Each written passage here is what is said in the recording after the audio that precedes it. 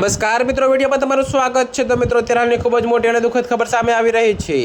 જી હા મિત્રો, તમને જણાવીએ કે સુરત શહેરમાં ભાઈ બીજના પવિત્ર તહેવારના દિવસે એક હૃદય કંપાવનારી ઘટના સામે આવે છે, જેમાં ઘરકંકાસને કારણે એકના એક ભાઈની હત્યા કરવામાં આવે છે।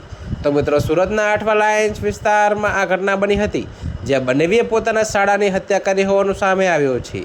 જી હા મિત્રો, તો આઠવા લાઇન્સ વિસ્તારમાં રહેતા સુરેશ રાઠોડને તેમના જીજાજી લાલાએ હત્યા કરી છે। તો આ હત્યાનું પ્રાથમિક કારણ ઘરકંકાસ હોવાનું અનુમાન લગાવવામાં આવી રહ્યું છે। જોકે જીજાજી લાલા અને શાળા રાઠોડ વચ્ચે કોઈ પારિવારિક બાબતને લઈને ઝઘડો થયો હતો, જેણે ઉગ્ર સ્વરૂપ ધારણ કરતા આ ગંભીર ઘટના બની। તો મિત્રો, જીજાજીએ સમાવેશમાં આવીને બોથડ પદાર્થ વડે શાળા રાઠોડના માથામાં હુમલો કર્યો હતો।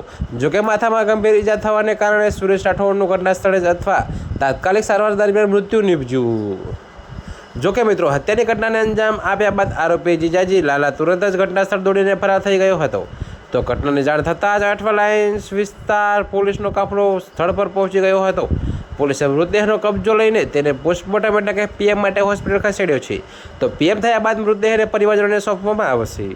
તો મિત્રો, અત્યારે હાલ માટે આટલું જ। મળીશું નવી અપડેટ સાથે। અને જો તમને અમારા વિડીયો પસંદ આવતા હોય તો વિડીયોને લાઇક, કોમેન્ટ, શેર અને અમારી ચેનલને સબસ્ક્રાઈબ કરવાનું ભૂલતા નહીં મિત્રો।